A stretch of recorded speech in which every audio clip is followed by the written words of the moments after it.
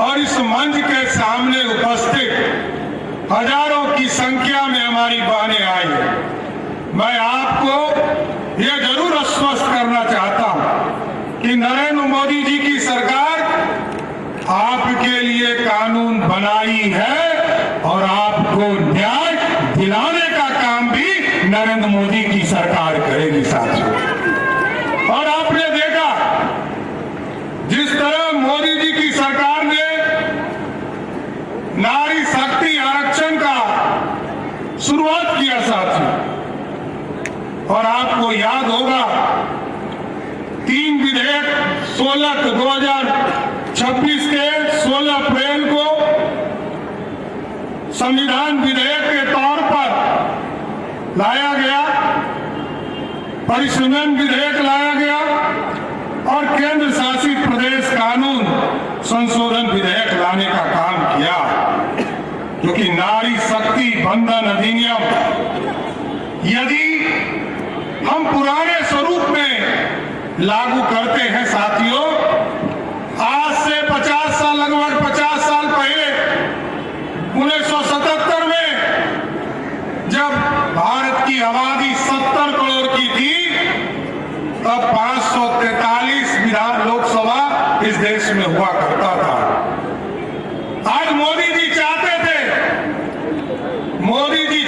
थे कि 33% का आरक्षण देकर देश की महिला बहनों के लिए, आज यदि बिहार में चुनाव होता नए परिसीमन में 2029 में और 30 में साथियों, तो हमारी जो महिला बहनें आज मात्र 29 विधायक है, वो सिर्फ 29 नहीं होती, कम से कम 122 विधायक चुनाव जीतकर बिहार से जाती है। लेकिन कांग्रेस पार्टी के लोग, राष्ट्रीय जनता दल के लोग, राहुल गांधी चाहते हैं कि सिर्फ हमारी बहन प्रियंका गांधी देश में सांसद पहुंचने का काम करे। यहां पर लालू जी और उनके परिवार के लोग चाहते हैं कि मेरी पत्नी विरोधी दल का नेता बने, मेरी बेटी लोकसभा का सदस्य बने, बगल में समाजवादी पार्टी के नेता अखिलेश यादव चाहते हैं कि सिर्फ उनकी पत्नी सांसद बनकर जाए। डीएमके के नेता चाहते हैं, स्टैलिन चाहते हैं कि सिर्फ उनकी बहन कनिमोझी देश के सांसद बनकर जाए।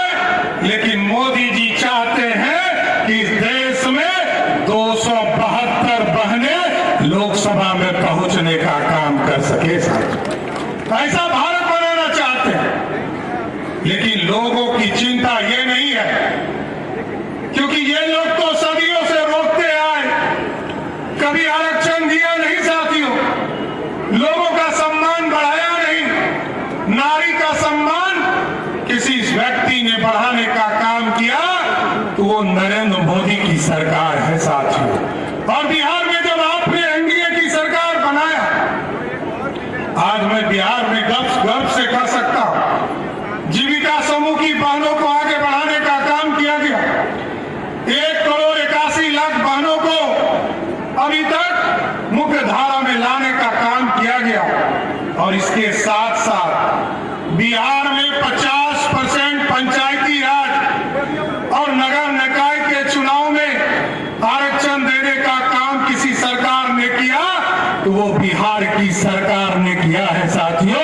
और आज गर्व है, जिस बिहार में 50% आरक्षण है, इसके बावजूद लगभग 59% बहनें नगर निकाय और पंचायती राज के चुनाव में चुनाव जीत कर आने का काम कर रही है। ये सबसे बड़ा लोकतंत्र की खूबसूरती है। लेकिन जरूर आश्वस्त करूंगा साथियों, आप लगभग 3 घंटे से यहां खड़े हैं और कई प्रश्न आपके उठते होंगे।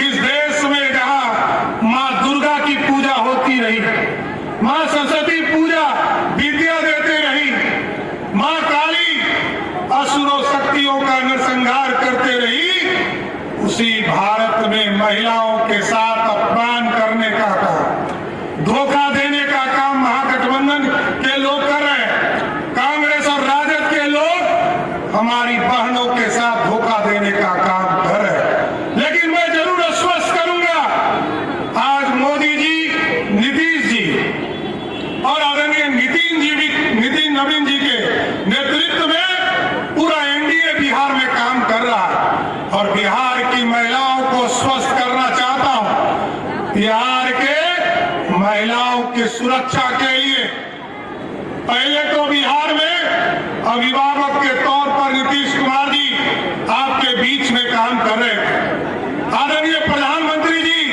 अभिभावक के तौर पर काम कर रहे हैं। लेकिन एक एक महिलाओं को बता देना चाहता हूं, ये आपका भाई सम्राट चौधरी यहाँ पर खड़ा है, आपके लिए कोई भी असुरक्षा की स्थिति खड़ा करेगा तो उसको पाताल से भी खोजने का काम करूंगा, उसको छोड़ नहीं सकता।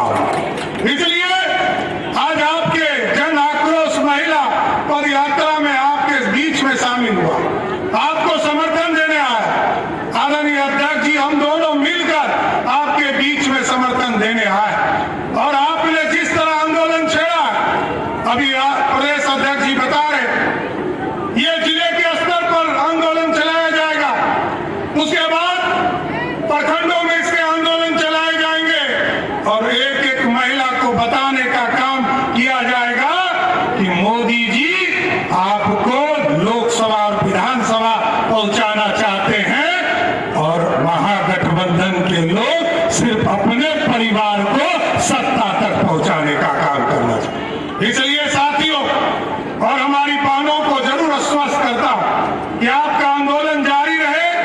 आपके इस आंदोलन में पूरी तरह हम लोग भी खड़े हैं, मुख्यमंत्री की हैसियत से भी आप सभी बहनों के साथ खड़े हैं और पूरा एनडीए का कुनबा भी आपके साथ खड़ा है। आप आगे बढ़िए, आप आगे बढ़कर बिहार के एक एक व्यक्ति, एक एक महिला, एक एक नारी का सम्मान बढ़ाने का काम कीजिए।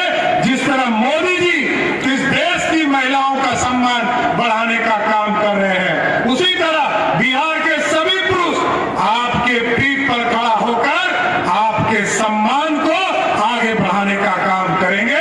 इतना ही कहूंगा कि जन आक्रोश को ज्वाला बनाकर रखिए और ये ज्वाला तब तक जिंदा रखिए जब तक आपको विधानसभा और लोकसभा में आरक्षण 33% मिल नहीं जाता है, तब तक आंदोलन जारी रखने का काम कीजिए।